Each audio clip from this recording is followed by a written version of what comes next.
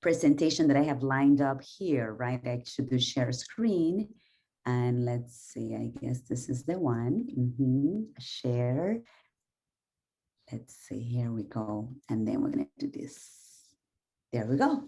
Excellent. So Dr. Cruz-Correa, it's so nice to see you. So I did your lovely intro before, but and we have actually, I will just say verbally, but we have a plaque to give you. You are actually officially our inaugural kind of annual speaker for our new Center for GI Cancers. So we are happy to invite you and really excited to hear you today. So and we appreciate everyone who waited. And I think Dr. Cruz-Correa will probably need to end maybe at like 5 minutes before the hour or 10. I mean, I'll let you figure that out. We'd love to have time for questions, but if not, we understand. So, all right.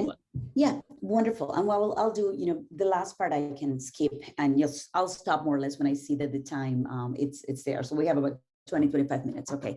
Well, so good afternoon to everyone, and thank you very much for dealing with life, right? We plan many things in our lives, and there are things that you learn. I think the older that we get, that there are things that you can control and there are things that you cannot control. So later on, I'll tell you what happened. But the good news is that we're here, and I'm delighted and honored to be part of this presentation. So I'm going to briefly address some of the concepts that our group have been working on for the last years, over a decade at this point.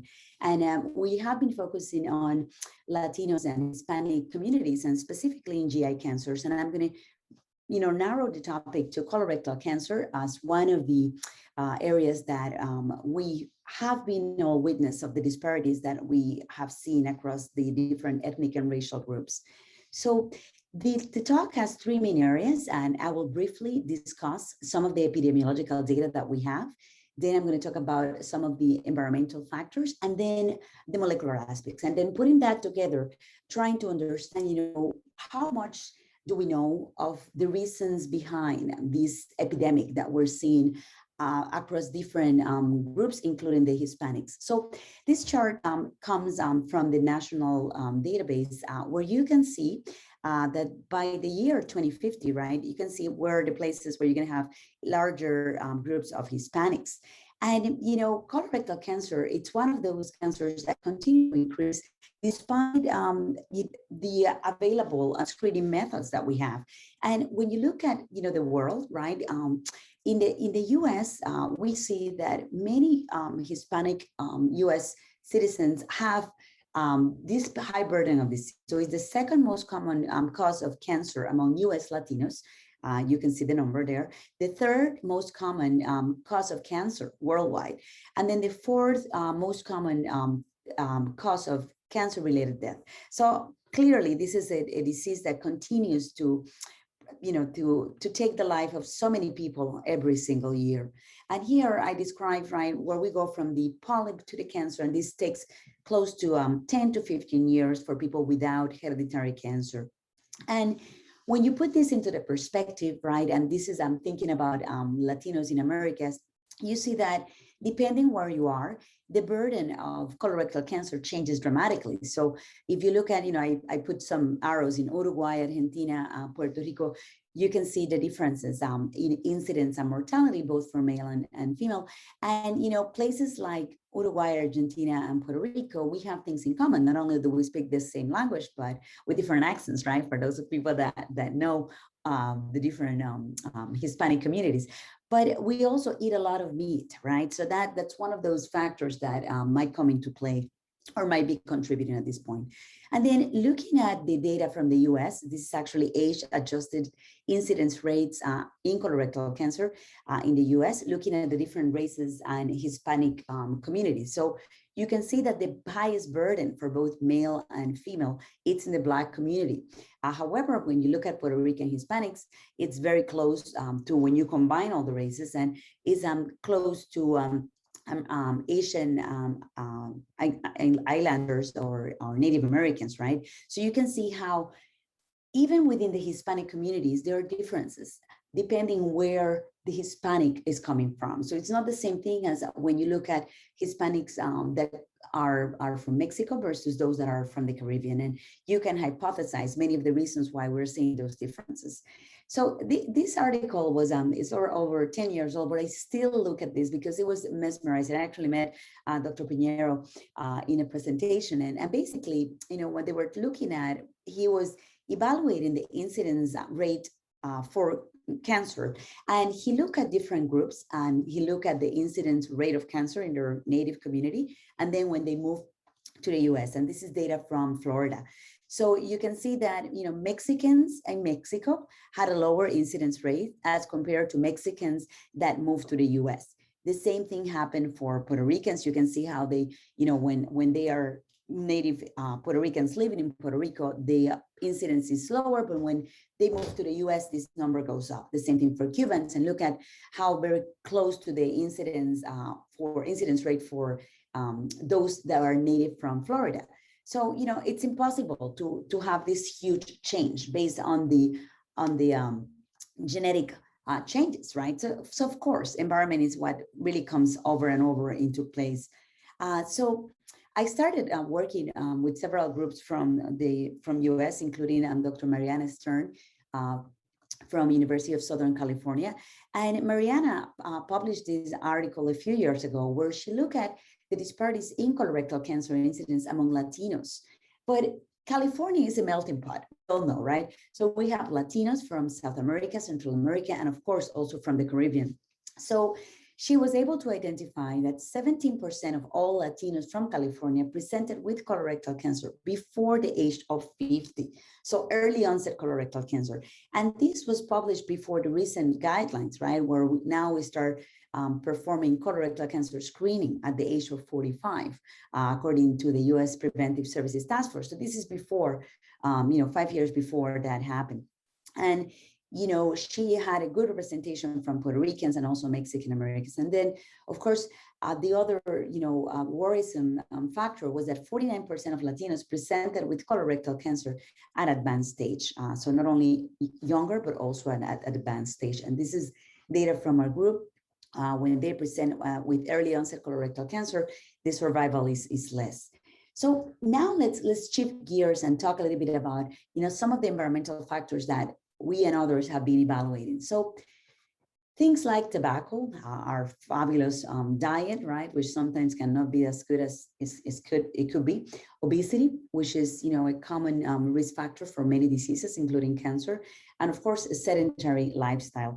And, looking at the different aspects, right, a few years ago, in 2015, the WHO, for the first time, classified red and processed meat as part of the carcinogenic risk factor. So specifically, processed red meat was classified as a carcinogenic class 1. And to put everyone into context, this is the same category where you have H. pylori, where you have asbestos, where we have other factors like tobacco. So they're all carcinogens class 1. But the risk associated to exposure of this particular environmental factor, it's much less that observed in other risk factors, such as asbestos, for instance. Nonetheless, it's there. The data supported the role between the exposure of these carcinogens, because we now know that there are changes that occur at the level of the DNA where you get heterocyclic amines, and changes that increase carcinogenesis at the level of the colon and the colonocytes.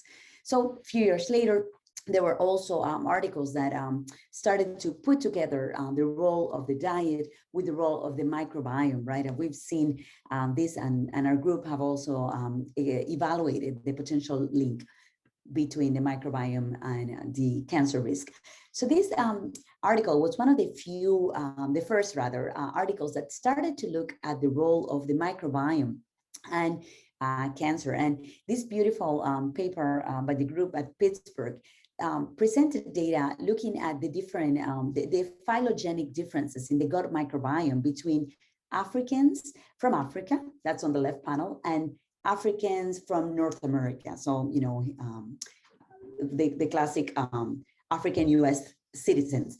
So you can see that even if we don't know that much about, the statistics, right? You can see that the colors, right, of these beautiful figures were different, right? So the Africans from Africa had a distinct microbiota as compared to the North American Africans, right? The African Americans rather. So, and then, when you look further down, and he did, and you look at, what type of a metabolomics was present in the gut from people that were in Africa and those North American, African Americans, not only were the bacteria different, but also the the type of metabolomics that were present. So, for instance, he looked at short chain fatty acids, and he looked also at bile acid, and you can see that Africans had higher good short chain fatty acids versus the African Americans had more carcinogenic bile acid. And you can see how the different compounds that he looked at were present at a higher prevalence among individuals that had the microbiome was a distinct microbiome. So we started looking, of course, motivated by this group of investigators at Pittsburgh and some others,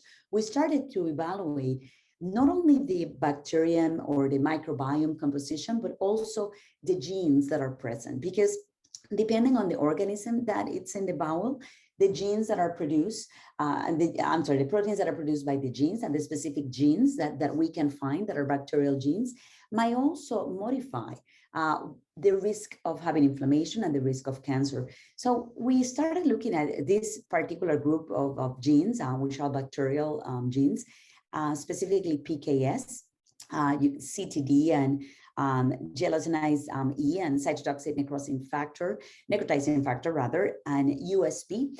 And you can see here a summary of what is the role of these particular bacterial genes.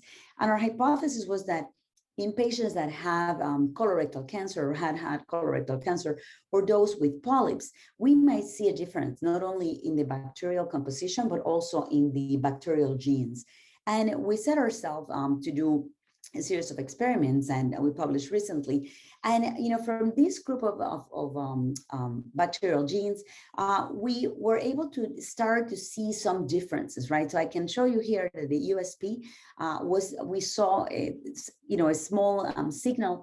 We are repeating this sample and adding additional bacterial genes to try to understand whether or not, is it the bacterial, the microbiome per se, or are those bacterial genes the ones that are really increasing the risk? So there's a lot more that is happening in this arena, but I'm a physician scientist, and you always have to think about, if we can modify certain things like what we eat, and if we're able to show that a particular dysbiosis in your gut is associated with inflammation and changes in the genome, then we'll work on that. But there are things that are like low-hanging fruits, and access to healthcare, which we all know that has a huge impact in the disparities that we have been observing, including the disparities that we see in colorectal cancer. I started collaborating with several investigators at the University of Puerto Rico that were focusing on delays in access to healthcare. So basically, there are three main delays that could occur, that could interfere with the outcome of a patient. So you have what's called primary delay, secondary delay, and tertiary delay. So primary delay is from the time that the patient has a symptom to the first contact with the primary care physician. Secondary delay is from the first contact with that primary care physician to a confirmed diagnosis. And then the tertiary delay is the time from the confirmed diagnosis to the start of treatment.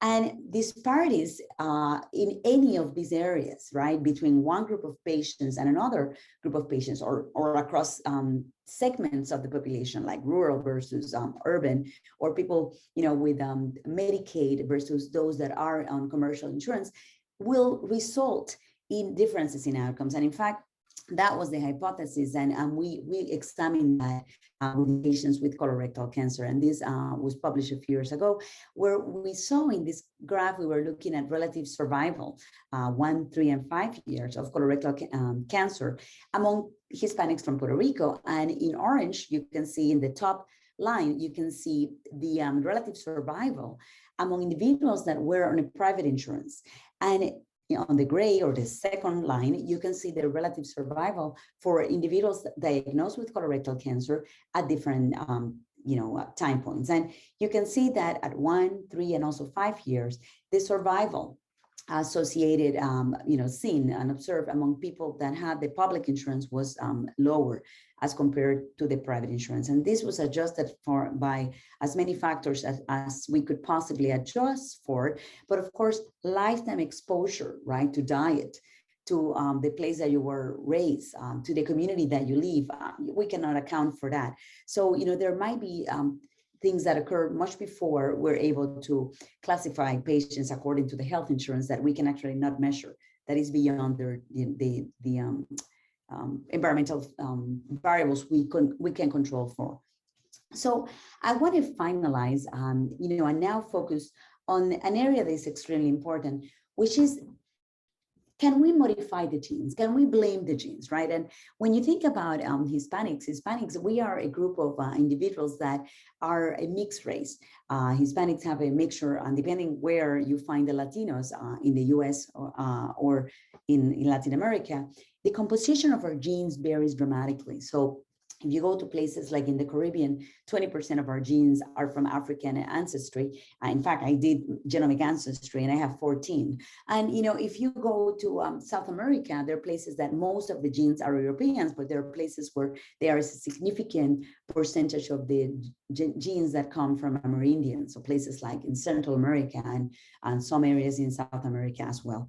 So when the TCGA, it started, years back now, and this was published years ago as part of the Cancer Genome Atlas, one of the questions that we had and we had hoped for was that when the samples, the tumor samples were going to be analyzed, that there would be good representation from different racial and ethnic groups. And we all know now that that's not the case. So this is basically for colorectal cancer.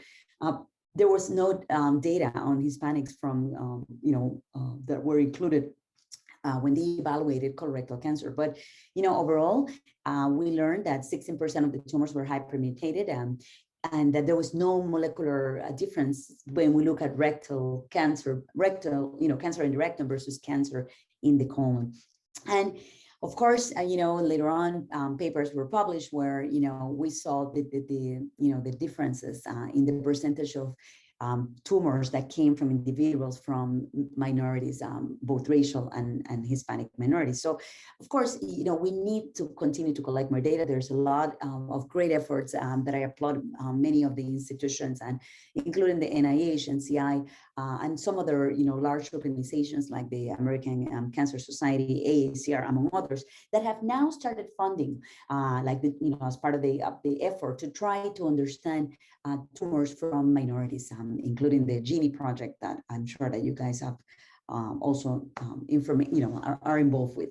So this was a publication we had a few years ago, doing whole genome sequencing for patients with colorectal cancer. Data from the Puerto Rican Hispanic was included in this, so about a fifth of all Hispanics were from Puerto Rico, and you can see that we were able to replicate some of the SNPs that were seen in non-Hispanic groups, but there were some that were only present in our Hispanic community. So again, there are some differences that might be drivers of disease, but there's still a lot to do. We started evaluating the somatic, that was germline profile. We also started evaluating the somatic profile of Latinos with colorectal cancer. And this is the first publication we had years back, and now we have more recent data, and I'm going to share with you. And the first thing we noticed was that Puerto Rican Hispanic with colorectal cancer, those tumors were not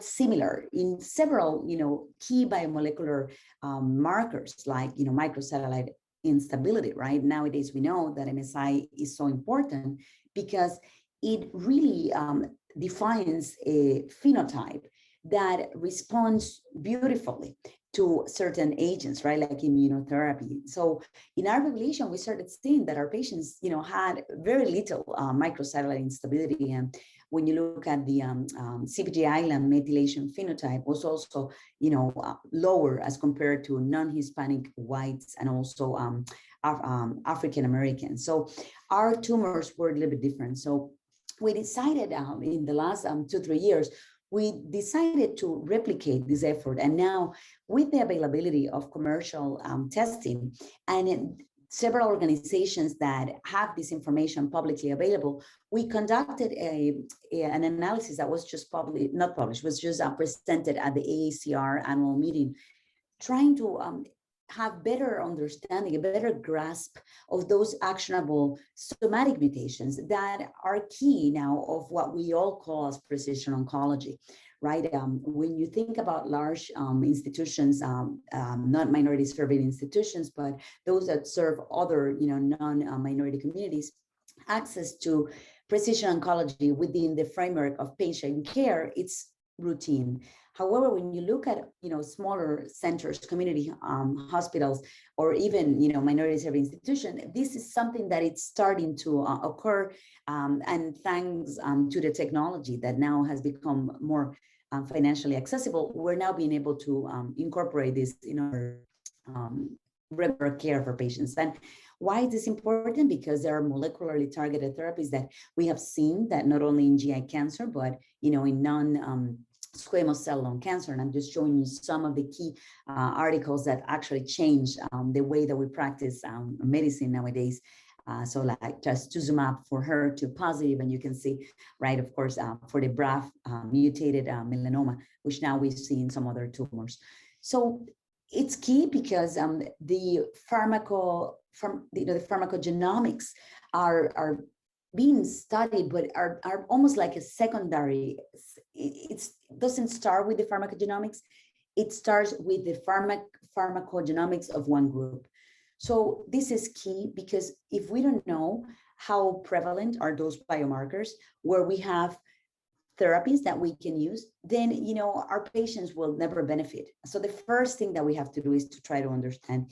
And we actually were able to do this analysis, which I just alluded to, that was presented at AACR, and we evaluated close to 1,000. It was 931 individuals, and you can see here the distribution of the tumors. And we look at how many, most of 62% male, female, and you can see the age distribution for the people that we evaluated. We use commercially available testing, and we did it in collaboration with the Precision Oncology Alliance. And we look at actionable mutations specifically for colorectal cancer. And you can see, if you look at your patient population, we saw, 5 different prevalence of some of the key oncogenes and some of the key markers. So, for instance, PD-L1 was only present in 1% of our patients, MSI in 2%, which is much less than other groups. You can see how KRAS, BRAF was also highly prevalent. So what we did was that we compared our data from patients' data that was available for non-Hispanic colorectal cancer tumors that were reported as part of the TCGA. And here you can see the actionable genes, KRAS, BRAF, NRAS, HER2, NTRAX. And you can see in green, we have the Puerto Rican Hispanics, and in blue, we have the non-Hispanic tumors from the TCGA. And for some of the key oncogenes like KRAS and BRAF, you can see that Hispanics from Puerto Rico were more likely to present with mutations in these particular oncogenes. And that's terrible because then we have less access to some of the antibodies against EGFR, for instance. The same thing, lack of certain biomarkers like PD-L1 or MS1 among this Hispanic community really also affects, right, the availability of therapies. To finalize, I want to very briefly show you some of the data that we have been working again with a group of collaborators from different places, including Rick Kittles and Dr. Garner from NCI, that now he's in New York. So we actually look at African ancestry. Why? Because we know that African Americans have a higher risk of having colorectal cancer. They have a higher mortality as compared to other non-African American groups. So we look at the association between having African ancestry in Puerto Rican Hispanics and certain phenotypes and also molecular markers in our patients with colorectal cancer. So we were able to identify that individuals with African ancestry were more likely to have tumors located in the distal colon. So 2 times more likely than those Puerto Ricans without African ancestry. We also saw that the differentiation, they were tumors from Puerto Ricans with higher African ancestry had a higher likelihood of having low to moderate tumor differentiation. And, this might also contribute to the observed increased mortality that we've observed in our population. So to finalize, and there's many more data that we could discuss and maybe ask in the Q&A. I want to keep everyone in mind that still the #1 tool that we have available for decreasing disparities is doing colorectal cancer screening, having access to the early diagnosis. And still to this day, there are still differences in the uptake of colorectal cancer screening when you look at the different minorities and racial groups. And the same thing we see in Puerto Rican Hispanics, and also you can see it in the US Hispanics. And because of the burden of disease, where we had 10% of our patients with colorectal cancer in Puerto Rico were part of, were being diagnosed with colorectal cancer before the age of 50. We moved with the Department of Health, and in 2015, we put together an administrative order to start screening for colorectal cancer with FIT. So we have a national FIT program for people without family history to start performing FIT testing at age 40. We were able to increase our rates to 65%, which was the highest.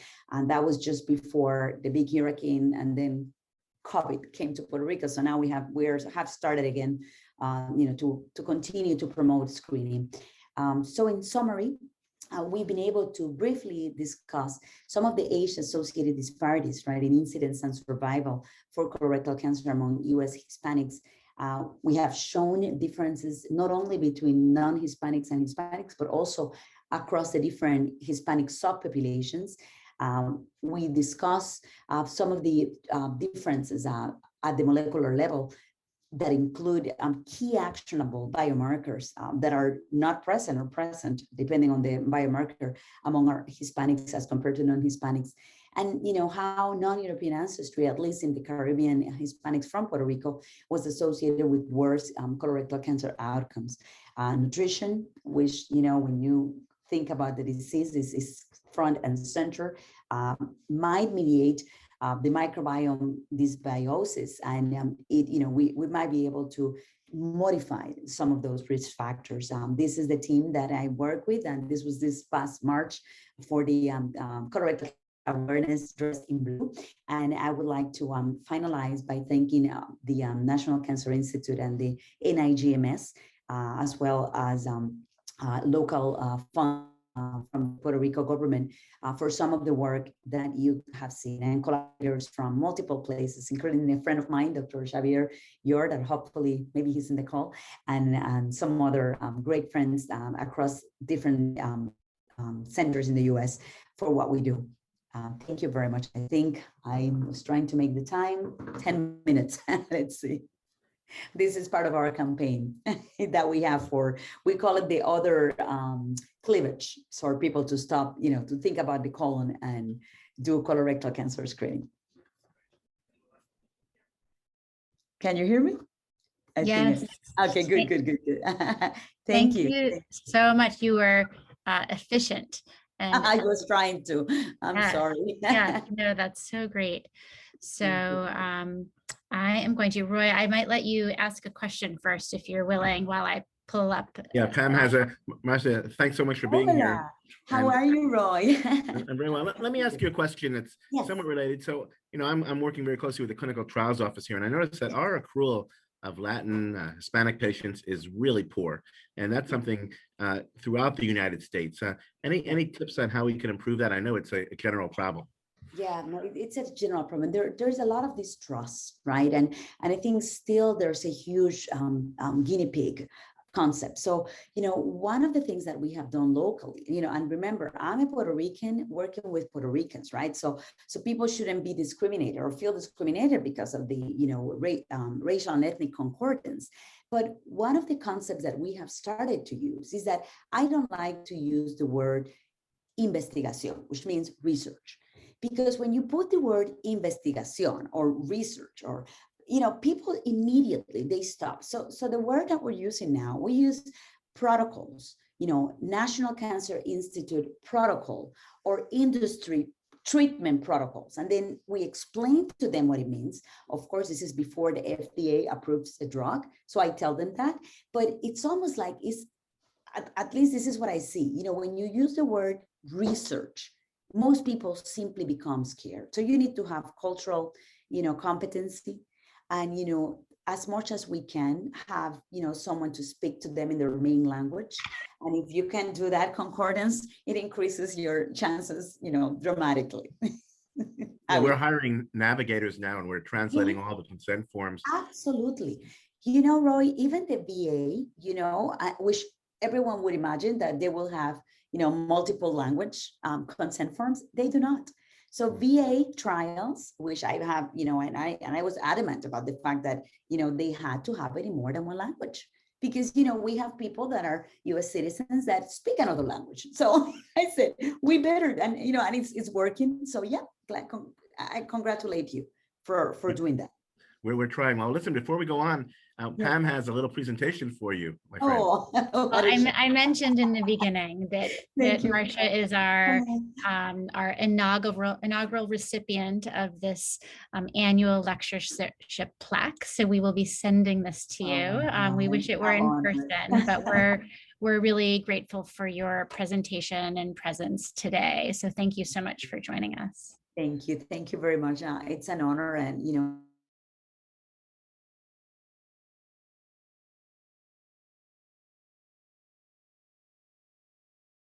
and trying to pull all these things together, it's really a miracle sometimes, and and we need to work as teams. So I'm glad that you are doing this. So thank you. Yes, no, we would love to do that, and I think that one thing just to highlight for you, and I think for potential future conversations and collaborations, our greater New Haven community is very diverse, and I think we have a lot of Hispanic patients and Black patients, and I think, as I'm sure this through your work with Dr. Yor, we're eager to make sure that we're meeting the needs of these patients in our catchment area. And I think I really liked your work on the microbiome versus bacterial genes, and I think really trying to do a deeper dive both in terms of that, but also precision medicine to really meet the needs of a more diverse population.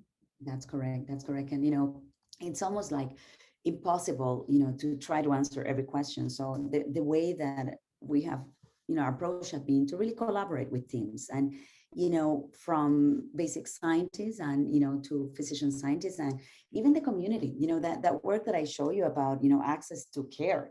I mean, I was really, I love the molecules, and, when you talk about genes, I get very excited, but then I realized that, we have to also tackle the community, the access to healthcare. It doesn't explain all, okay? Because we see populations, and this has been published many times over, that with the same access to care, you see differences, right? You see these disparities, but some of the key factors might be mediated to, those genes that we inherit. And there was an article published maybe 3 months ago by the group blanking on. It was published in Nature. It was about lung cancer and ancestry. And, it was beautifully presented that depending on your ancestry, particular genes that were driver for lung cancer were present. So, of course, if you are exposed to more carcinogens, right, you will have a higher risk for developing cancer, but it was not explained by the environment, it was explained by the genes. So the same approach, we need to dive deeper and, identify, what are those other, genes that might be related to inflammation, stress related, not really, oncogenes, but maybe just stress related, right? And you get more of, like, for instance, we've been looking into interleukins and whether or not having a particular genotype in key interleukins that are inflammatory mediated might increase the risk of developing cancer once you, expose that to whatever carcinogen. And we're doing that using organoid models. It's not my work, it's part of the team. So, there are many more questions that we could try to attempt by really dissecting all the different areas. That's great. I don't see any other questions in the chat, but please post them if you have any. And I'll maybe ask another one or just a comment. I did not know that the TCGA had really like such little diversity and zero Hispanics. And I think that I'm wondering, as you can, in your sort of leadership roles in the sort of AACR and other organizations, what are some ways that you are going to propose basic and translational researchers to conduct more diverse research? Yeah, and thank God that this has started already. So, they said, when we were all like, looking at the data and, seeing the lack of diversity, right?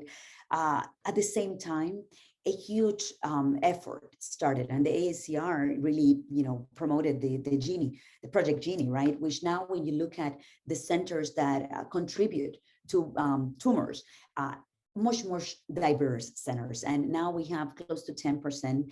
In certain cancers, we have 10-15% representation. And then the same thing is happening with prostate cancer, right? The large cohort of prostate cancer men that had over 2,000, and it's halfway there in the collection. And it's really focused on African Americans with prostate cancer. Because, how can we understand and better serve our community of patients if we don't know, what is the molecular profile for this group? So I will tell you that the change has been dramatic. And, communities like the AACR and, and even, in NCI, because you would say, why didn't we think about this, right? When we put it together? Well, there's something called subliminal, bias, right? Sometimes subconscious, not subliminal, subconscious. Sometimes you don't even think about it because there's nobody on the table to remind you, right? So, when you look at institutions like, the NCI that represents, the whole US, the America, right? 350 million, whichever number we are, right? We need to have representation. And, when you look at the NCI, for instance, there are two important bodies like the NCIB, right? And oh my God, NCIB, I forgot the whole nomenclature, but it's one of the groups that advisory board. So it's the National Cancer Institute Advisory Board. And then we also have the Board of Scientific Advisors. So, those are the group of individuals that are scientists that represent the different segments of our community of science, that it's important that we start having representation from the top. Because if we are not at the table, right? You know what the idiom says. So I think that that's one of the things that has started to happen. And, the same thing applies for women. And, I always have to, remind people that, 50% of us they look like me, but sometimes when you look at the leadership, you only see 10% of us. So, it's important to promote diversity across religion, ethnicity, gender, and, race. And starting with leadership positions. And when we are there, then we make, we make our point. We make sure that, we're not oblivious to that. So I think a short answer is that we're doing better. We're going to have good data in the next few years. And that data that I just showed you, that was commercial data. So we basically took our group of patients and, 10 years before, that would have been impossible for anyone to afford. Over $1,000, that costs about $3,000 per patient. And, that would require a large R1 to do it. right? But now we can use those commercially available databases, which, allows any investigator, to start comparing and pulling data. TCGA is only one of the databases. We have multiple lines. I mean, there are multiple lines that smart people can, people that, have good questions can pull and evaluate. So hopefully soon we'll have much more. Great. Well, we are just about at the hour. So thank you, Dr. Cruz-Correa, for joining us today. Thank you for the invitation. We're excited to continue the conversation with you in other forums. Roy, any other words? It's wonderful to have you here, and hopefully someday in person, and looking forward to working with you. You've given us many things to think about that are really important for our community and for our patients, and thanks so much for your time. Thank you very much. We are a really privileged group to be able to, do something that we love. And I think that's, for me, that's the key. And I see that you guys are also, doing the same. So thank you for the invitation. Roy, a pleasure to see you again. You too. We will be sending you that plaque. So okay, you can put it on the wall of your office. I'll be delighted to. I'm right here. So good. Thank you, Pamela. Thank you, everyone. And I'm hoping my friends are there as well. So happy to see you all. Bye-bye. Thank you.